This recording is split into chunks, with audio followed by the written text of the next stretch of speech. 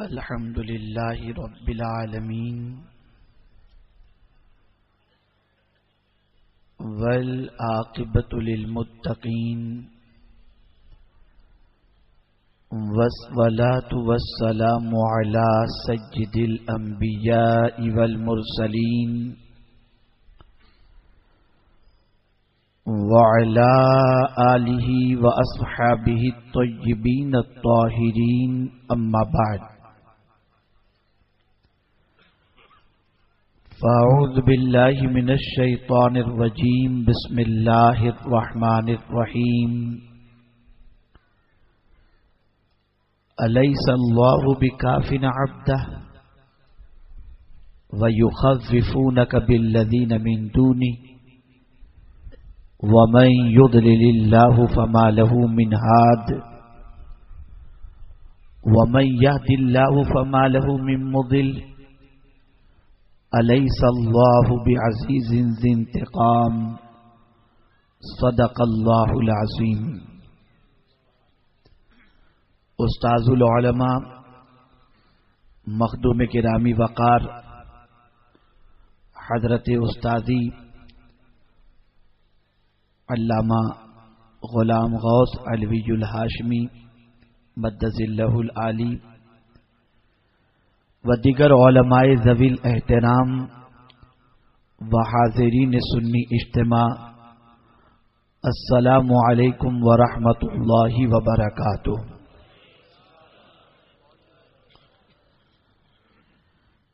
میرے پیارے آقا صلی اللہ تعالی علیہ وسلم کے پیارے دیوانوں، جس آیے کریمہ کی تلاوت کا میں نے شرف حاصل کیا، اس سے متعلق کچھ معروضات پیش کرنے سے پہلے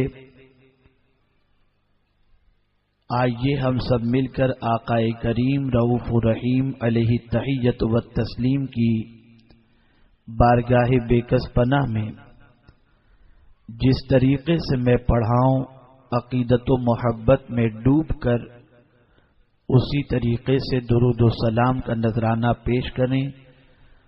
الصلاۃ والسلام علیک یا رسول اللہ،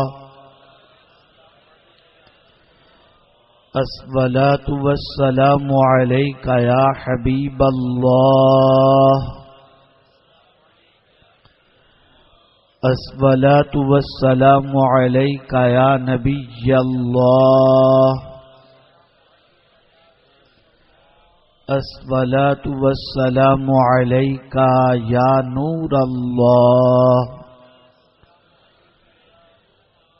وعلی آلک و اصحابک یا حبیب اللہ،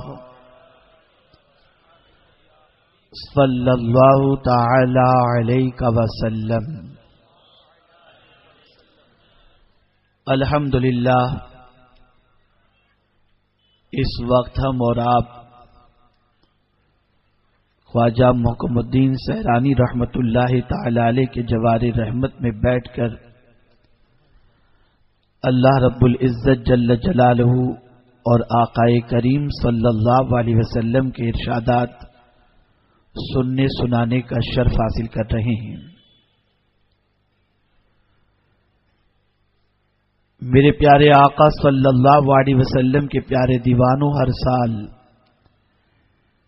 11ویں کے مہینے میں محب گرامی الحاج ادریس صاحب کی جانب سے سنی دعوت اسلامی کا سنی اجتماع دھوراجی کی سرزمین پر منعقد کیا جاتا ہے، جس میں ہم سب شریک ہوتے ہیں اور فیضان غوث الثقلین سے مالا مال ہوتے ہیں. آج بھی ہم حاضر ہیں، اور جیسا کہ میں نے آج کے حوالے سے یہ اعلان کیا تھا کہ آج کی میری گفتگو کا موضوع ہے غوث پاک رضی اللہ تعالیٰ عنہ کی وصیت، تاکہ آپ محسوس کر سکیں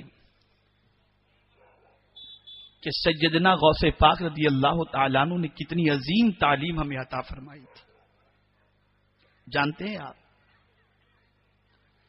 غوث پاک رضی اللہ تعالیٰ عنہ کی عمر شریف جب 90 سال کے قریب کی ہوئی کم و بیش، تو آپ بستر علالت پر خواب پذیر تھے، بستر پر آرام کر رہے تھے، بیٹے پہنچے ان کے، عرض کرتے ہیں حضور نصیحت فرمائیں، وصیت فرمائیں۔ 4 وصیت غوث پاک نے فرمائی۔ کتنی؟ غوث پاک سے کتنوں کو محبت ہے یہاں پر جتنے بیٹھے ہیں؟ ماشاءاللہ، اللہ اس محبت کو سلامت رکھے۔ غوث پاک نے جو اپنے بیٹے کو 4 وصیت فرمائی، اس وصیت کو پوری زندگی غوث پاک کے بیٹے نے اپنے دل کے اندر باندھ کر کے رکھی اور اس پر عمل پیرا رہے۔ میں وہی نصیحتیں اور وہی وصیت آپ کے گوش گزار کرتا ہوں۔ غوث پاک رضی اللہ تعالیٰ عنہ کے بیٹے نے جب وصیت کے بارے میں عرض کیا تو غوث پاک رضی اللہ تعالیٰ عنہ نے فرمایا، بیٹے میں تم کو 4 وصیت کرتا ہوں۔ کتنی وصیتیں؟ بولیے، 4 وصیتیں۔ پہلی وصیت، بیٹے اللہ کے علاوہ کسی سے امید مت رکھنا۔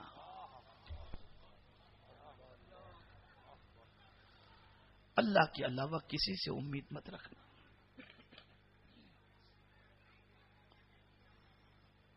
کتنی عظیم وصیت ہے یہ، کتنی عظیم وصیت ہے۔ آپ دنیا کے انسان کو لے لیجئے، عام انسان کی بات کرتا ہوں، ورنہ اللہ والوں کے در سے تو یقیناً ملتا ہے اور ملتا رہے گا، اس لیے کہ وہ قرآن کے عامل تھے اور عامل ہیں۔ اور قرآن کہتا ہے وَأَحْسِنْ كَمَا أَحْسَنَ اللَّهُ إِلَيْكَ، لوگوں کے ساتھ بھلائی کرو، اچھائی کرو، احسان کرو، جیسا کہ اللہ نے تمہارے ساتھ احسان کیا ہے۔ تو اللہ والے تو احسان کرتے ہی ہیں، لیکن غوث پاک اپنے بیٹے سے فرماتے اللہ کے علاوہ کسی سے امید نہ رکھو۔ اب ذرا سوچو، کسی سے آپ نے امید رکھی، وہ امید آپ کی پوری کرے گا، یہ شیورٹی تو نہیں ہے نا، یہ ضروری تو نہیں ہے۔ اس لیے کہ آج کسی نے آپ سے وعدہ کیا آپ کی ضرورت کل میں پوری کر دوں گا، پتہ نہیں وہ پل بھر زندہ بھی رہے گا کہ نہیں۔ آپ نے کسی سے امید رکھی، بیٹی کی شادی ہے، ضرورت ہے، یہ میری مدد کرے گا، لیکن آپ کی امید تھی 50,000 کی، اس نے آپ کو 5,000 بھجوا دیے، دل ٹوٹے گا کہ نہیں؟ تو غوث پاک نے فرمایا اللہ کے علاوہ کسی سے امید نہیں۔ اور میرے رب کی شان کیا ہے؟ اس کی شان کیا ہے؟ وہ ایک لمحے میں فقیر کو بادشاہ بنا دے۔ ارے تم گھر چاہتے ہو؟ توجہ چاہوں گا، تم گھر چاہتے ہو؟ قرآن کہتا ہے قل اللہم مالک الملک تؤتی الملک من تشاء۔ ارے وہ ملک کا مالک ہے، جسے چاہے ملک عطا فرما دے، جسے چاہے ملک عطا فرما دے۔ ارے سب کچھ اس کے چاہے سے ہوگا، سب کچھ اس کے چاہے سے۔ امید اس سے رکھو۔ مجھے یاد ہے ایک بزرگ کا واقعہ، ماضی قریب ہی کے اندر ایک بزرگ فرماتے تھے، مجھ سے انہوں نے فرمایا کہ مولانا، یاد سے تقریباً 15 سال پہلے کی بات ہے کم و بیش، انہوں نے فرمایا مولانا میری پوزیشن اتنی اسٹرانگ نہیں تھی، اور میرا بیٹا جو ہے نا وہ ایس ایس سی کے اندر میرٹ لسٹ کے اندر آیا تھا، تو میں تعلیم پر لوگوں کو ابھارتا تھا، بچے نے بھی پڑھ کر کے 93% کے قریب بچہ لے کر کے آیا، تو کچھ سرمایہ دار جو مجھ سے قریب تھے مبارکباد دینے کے لیے آئے، مٹھائی لے کر کے آئے، حضرت قبول فرمائے، میں قبول کرتا رہا، لیکن دماغ میں ٹینشن تھا کہ تمنا ہے بچہ ڈاکٹر بنے. یہ تمنا میں کیسے پوری کروں گا جبکہ مجھے فیس دینے کے لیے میرے پاس طاقت نہیں. تو فرماتے ہیں کہ مولانا سرمایہ دار آتے رہے، حضرت کوئی بھی کام ہو آپ بالکل بلا تکلف فرما دیجیے گا. اب اس کے بعد لوگ آتے جاتے کہتے جاتے حضرت کوئی کام ہو تو بتا دیجیے گا. ایک روز ایک بہت قریب کا آدمی آیا اور اس نے آ کر کے کہا کہ حضرت کوئی بھی کام ہو مجھے بتا دیجیے گا، جبکہ وہ جانتا تھا کہ مجھے میرے بیٹے کو ڈاکٹر بنانا ہے، میری کیپیسٹی نہیں ہے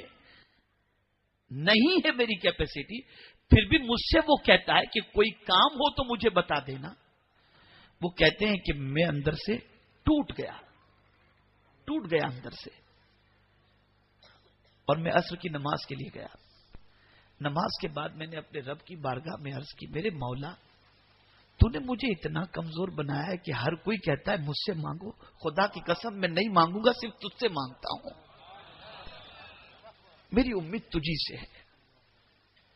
وہ فرماتے میں عصر کی نماز پڑھ کر کے اپنے حجرے میں پہنچا، ایک صاحب آئے، ایک موٹا سا لفافہ مجھے دے کر کے چلے گئے. میں ان کو جانتا تک نہیں تھا. تب اللہ کی بارگاہ میں مغرب کے بعد سجدہ کر کے میں نے کہا میرے کریم جو تجھ سے اچھا گمان کرتا ہے تو اس کی لاج رکھ ہی لیتا ہے، اس سے امید رکھو. دنیا کا انسان دے گا احسان جتائے گا، خدا دے گا تو احسان نہیں جتائے گا. اور یہ بات یاد رکھو، دنیا کے انسان سے مانگو تعلق ختم، اسے برا لگے گا کتنا ہی کلوز کیوں نہ ہو. جہاں مانگے رشتے میں دراڑ پیدا ہو گئی، اس کو مانگنا اچھا نہیں لگتا. اے میرے کریم تیری عظمتوں پر قربان کہ تجھ سے کوئی نہیں مانگتا تو تجھے اچھا نہیں لگتا. بندے سے مانگو تو بندے کو اچھا نہیں لگتا، اور خدا سے نہ مانگو تو خدا کو اچھا نہیں لگتا. اسی لیے کہتا ہے امن یجیب المضطر اذا دعا، کون ہے جو بے قراروں کی فریاد سنتا ہے. اور پھر قربان جائیے میرے رب کی شان پر، آیت الکرسی کے اندر واضح لفظوں میں فرما دیا اللہ لا الہ الا هو الحی القیوم لا تأخذہ سنۃ ولا نوم. سیٹھ کو تو رات کو نیند آتی ہے، آپ کو کہہ دیا کہ 12 بجے آپ اتنے بجے آنا، گئے سیٹھ سو گئے آ جاؤ، نہیں ملے گا.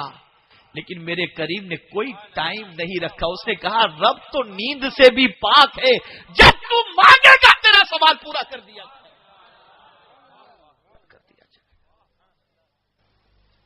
سے پاک فرماتے ہیں اللہ کے علاوہ کسی سے امید نہ رکھ، کسی سے امید نہ رکھ. اور اس سے جو امید باندھ لے تو پھر وہ لاج رکھتا ہے، وہ کرم فرماتا ہے. اور ایسا کرم فرماتا ہے کہ آدمی کے وہم و گمان میں بھی نہیں ہوتا، وہ وہاں سے کرم فرما دیتا ہے. اس سے امید رکھو. دوسری نصیحت اور وصیت، یہی موضوع بڑا لمبا ہے، اگر اس کو میں کھولوں اور آیات کی روشنی میں سمجھانا شروع کروں تو وقت لگ جائے گا. لیکن مجھے چاروں وصیت کی طرف آنا ہے تاکہ کچھ لے کر کے جاؤ آپ. دوسری وصیت غوث پاک نے فرمائی بدعات سے پرہیز کرو. غلط رسومات جو ہیں نا، نئی نئی چیزیں جو نکلتی ہیں غیر شرعی، جس کا بیز شریعت میں کوئی نہیں ہے، بدعات جو ہیں. جیسے آج ایک فون آیا خاتون کا برتھ ڈے منانے کے حوالے سے اور پتہ نہیں کیا کیا. میں نے کہا بھائی دیکھیے میں تو اتنا جانتا ہوں عقیقہ سنت ہے، لڑکا ہے ختنہ کرو سنت ہے، باقی یہ آگے باندھنا نہ دھاگے باندھنا نہ یہ کرنا نہ وہ کرنا نہ کیک کاٹنا، یہ مجھے نہیں معلوم، میں کہیں نہیں پڑھا ہوں بھائی یہ سب. تو جو غلط رسومات، ڈھول باجے تاشے اور غلط چیزیں جو شامل ہو چکی ہیں، غوث پاک نے فرمایا بدعات سے بچو. اب اگر میں یہاں کہوں گا نا، پتہ نہیں مجھے لوگ کیا کہیں گے. اعلی حضرت عظیم البرکت امام عشق و محبت سے پوچھا گیا کہ جو اولیاء کرام کے مزارات پر چادر چڑھائی جاتی ہے، تو ایک چادر مزار پر ہو تو کیا دوسری چادر مزار پر چڑھانی چاہیے؟ اعلی حضرت فرماتے ہیں کہ جب تک وہ میلی یا بوسیدہ نہ ہو جائے تب تک دوسری چادر کی ضرورت نہیں ہے.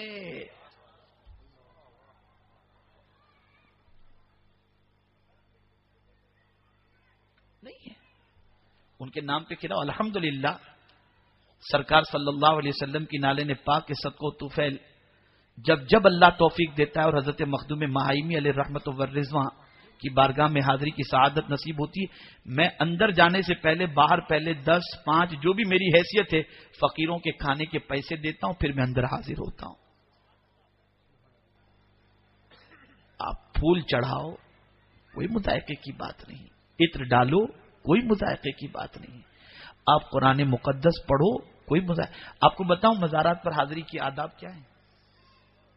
ذرا یہ بھی سنو، یہ بھی سنو طریقہ کیا ہے. فرمایا گیا تم کسی ولی کے آستانے پر حاضر ہونا چاہتے ہو تو پہلے ان کے ایصال ثواب کے لیے کچھ غریبوں کو، کچھ مسکینوں کو صدقہ کر دو، پھر ان کی بارگاہ میں جاؤ. اور اگر استطاعت نہیں، مسکین نہیں، صدقہ لینے والا کوئی نہیں، کوئی غریب نہیں، تو ایک کام کرو، ان کے آستانے پر جانے سے پہلے 2 رکعت اللہ کی بارگاہ کے اندر نماز 2 رکعت پڑھ کر پھر ان کی بارگاہ کے اندر حاضری دو. اب اگر میں یہاں کہوں تو لوگ مجھے کہیں گے مولانا آپ بڑی عجیب بات بتاتے ہیں، یا مغرب کی اذان ہوتی ہے آستانے پہ ہاتھ باندھ کے کھڑے ہیں. مسجد میں نماز کے لیے نہیں جائیں گے، نہیں جائیں گے.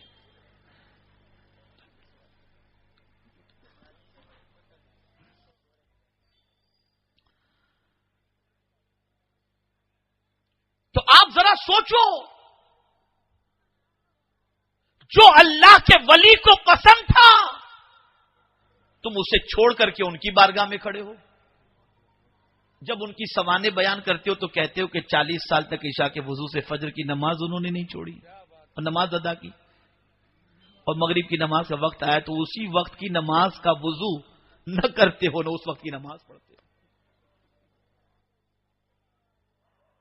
اور یہی وہ چیزیں ہیں جسے بدعقیدہ دکھا کر عقیدہ خراب کرتے ہیں.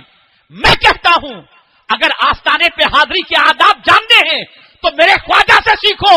میرے خواجہ نے 40 دن کا چلہ داتا صاحب کی بارگاہ میں کر کے پھر آئے تھے اور بتا دیا وقت نماز پڑھو اور آستانوں پہ حاضری بھی دو، اس لیے کہ نماز کے وقت نماز پڑھو گے، ان کے وسیلے سے دعا کرو گے، اللہ تمہاری دعاؤں کو قبول کرے گا اور ان کے فیض سے تمہیں مالا مال فرما دے گا.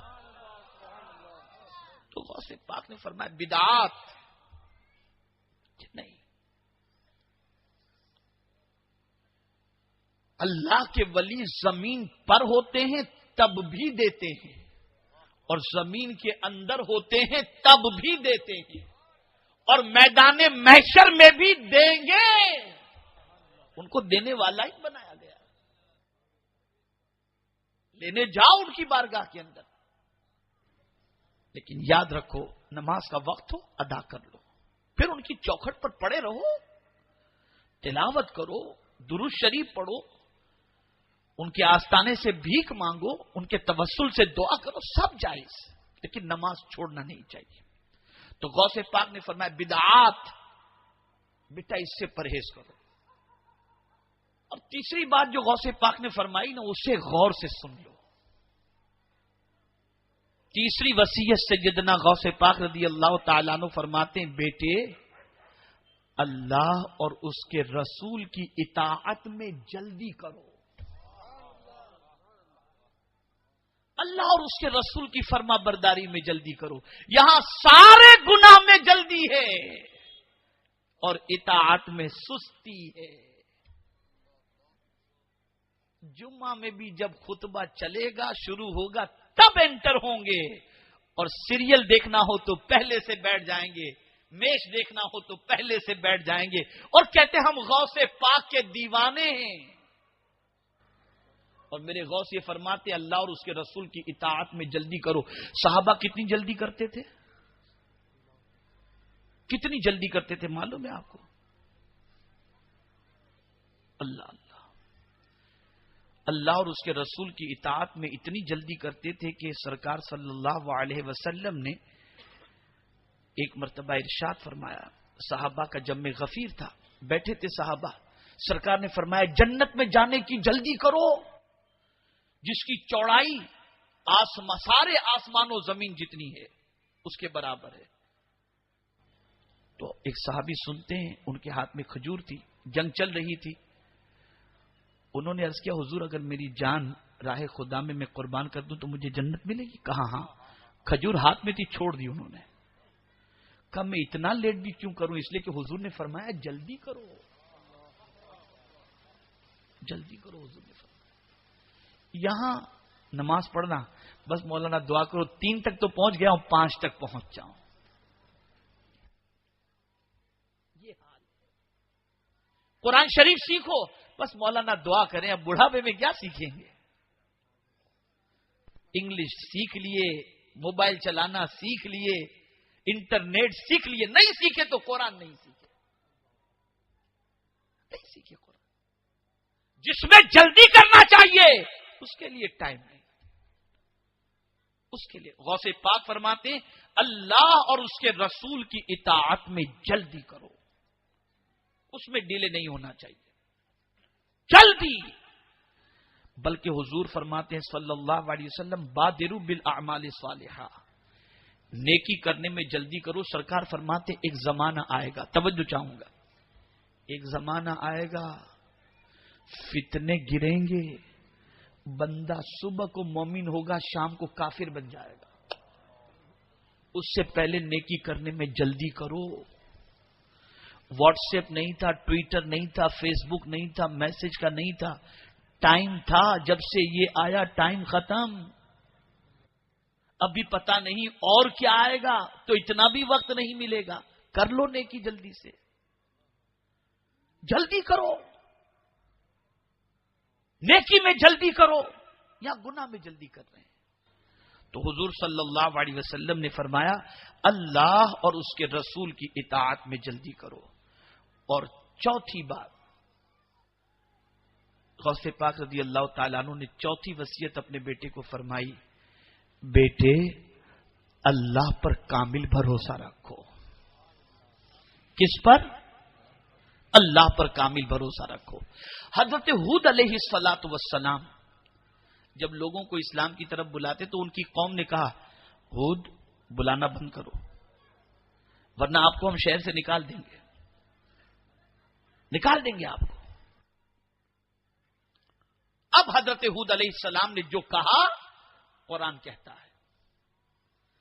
ڈرانے والے تھے نا وہ لوگ, نکالنے کی بات کر رہے تھے نا, تو انہوں نے کہا انی توکلت علی اللہ ربی و ربکم ما من دابۃ الا هو آخذ بناصیتها.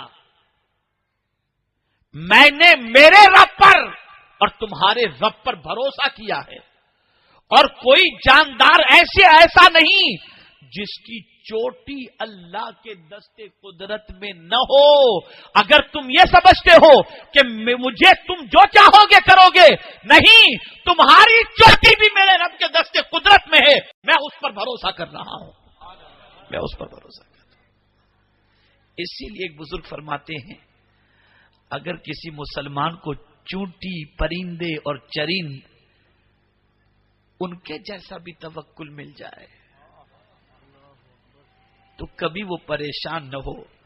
کسی پرندے کا کوئی گھر نہیں ہوتا, نہ چڑیا کا گھر ہے, نہ کبوتر کا, نہ کوے کا. کوئی محل نہیں ہے.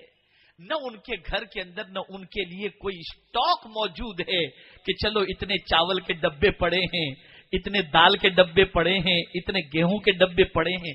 کسی کا کوئی اسٹاک نہیں ہے، لیکن ان کا توکل ایسا ہے کہ صبح ہوتے ہی بھوکے نکلتے ہیں، رات کو پیٹ بھر کر کے آ کے سو جاتے ہیں، اس لیے کہ وہ جانتے ہیں جس نے پیدا کیا ہے وہ ہمیں پالے گا بھی ضرور، دے گا. بھروسہ اللہ پر کرو، اللہ پر بھروسہ کرو. اے رسول اعظم صلی اللہ علیہ وسلم کے دیوانوں، یہ ساری تعلیمات، یہ سارا پیغام، یہ سارے میسیجز اور قرب خدا کی دولت آپ کو اگر ملے گی تو اللہ کے ولیوں کے دامن سے وابستہ ہونے کے بعد ہی ملے گی، ان کی محبت کی بنیاد پر ملے گی. اسی لیے میرے غوث سے جو قریب ہوا وہ خدا سے قریب ہو گیا. اب یہاں ایک بات اور عرض کر دوں. میں مدینہ منورہ اللہ کے فضل اور اس کے حبیب صلی اللہ علیہ وسلم کی نالین پاک کے صدقے میں حاضری کا شرف حاصل ہوا. کتاب پڑھ رہا تھا، ایک شوق پیدا ہوا کہ ذرا دیکھوں کہ غوث پاک نے حضور کی جالی کے سامنے کیا مانگا. ذرا دیکھوں کیا مانگا انہوں نے. 30-32 سال سے اس در پاک کی حاضری کی سعادت الحمدللہ سال میں کئی مرتبہ نصیب ہو رہی ہے، لیکن اس انداز سے مانگنے کا سلیقہ پہلی بار مجھے آیا. میں نے پڑھا تو غوث پاک رضی اللہ تعالی عنہ حضور صلی اللہ علیہ وسلم کی بارگاہ میں حاضر ہوئے، سلام پیش کیا، دعا کی، اللہم انی اسألک بحقہ ان تغفر لی وترحمنی. اے اللہ تیرے اس محبوب کے صدقے میں تجھ سے سوال کرتا ہوں، میری مغفرت فرما اور مجھ پر رحم فرما. میری مغفرت فرما اور مجھ پر رحم فرما. یہ دعا غوث پاک کی، یہ دعا غوث پاک کی. اور ہماری کیا دعا ہوتی ہے؟ میں یہ نہیں کہتا کہ حضور سے آپ کو جو چاہیے نہ مانگو، ان سے نہ مانگیں گے تو کس سے مانگیں گے؟ وہ تو دینے ہی کے لیے آئے.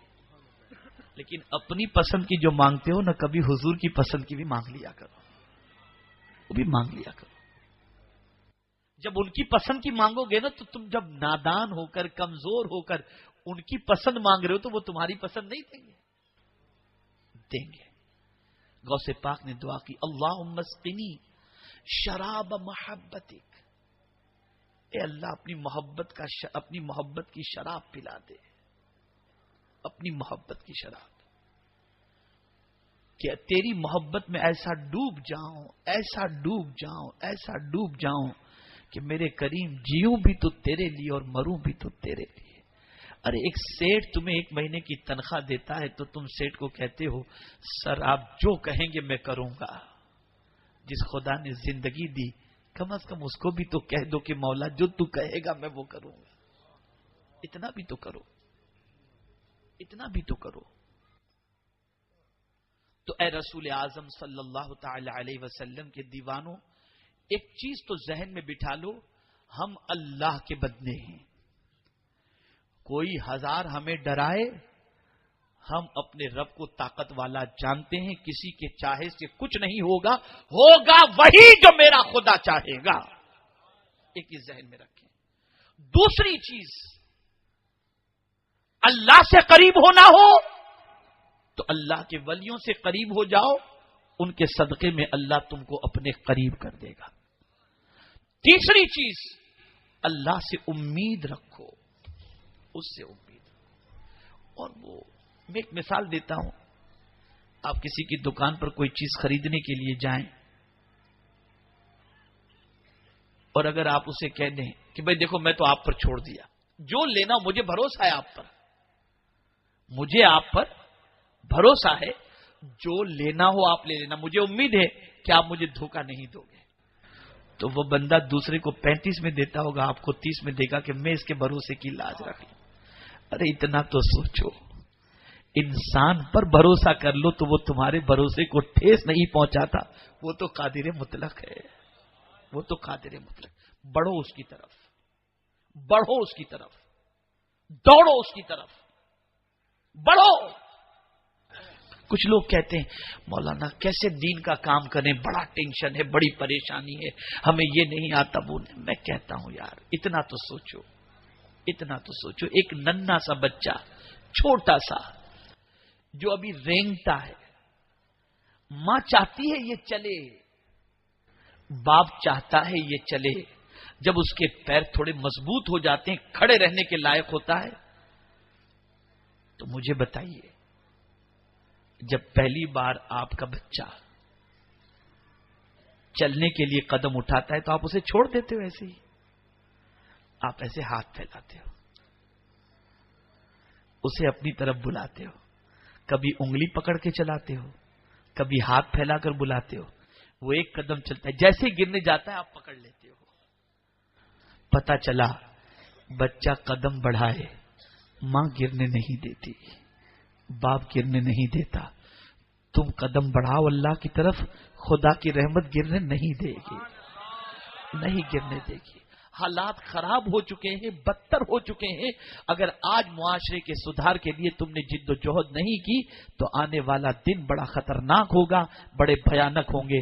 اللہ رب العزت جل جلالہ آقائے کریم رؤوف الرحیم علیہ تحیت و تسلیم کے صدقہ و طفیل مجھے آپ کو سب کو اللہ اور اس کے رسول کے ارشاد پر عمل کی توفیق نصیب فرمائے، اور سیدنا غوث پاک رضی اللہ المولا تبارک و تعالی عنہ کے فیضان سے مالا مال فرمائے، اور ہمیں غوث پاک رضی اللہ تعالی عنہ کی تعلیمات پر عمل کی توفیق نصیب فرمائے۔ السلام علیکم ورحمۃ اللہ وبرکاتہ۔ رسالت کے پروانوں ہر سنیچر کو بعد نماز عشاء سنی دعوت اسلامی کے عالمی مرکز اسماعیل حبیب مسجد میں سنی اجتماع ہوتا ہے، تو آپ حضرات پابندی کے ساتھ اس میں شرکت فرمائیں۔ سنی دعوت اسلامی کی ویب سائٹ سنی دعوت اسلامی .net پر وزٹ کریں اور بہت ساری دینی معلومات حاصل کریں۔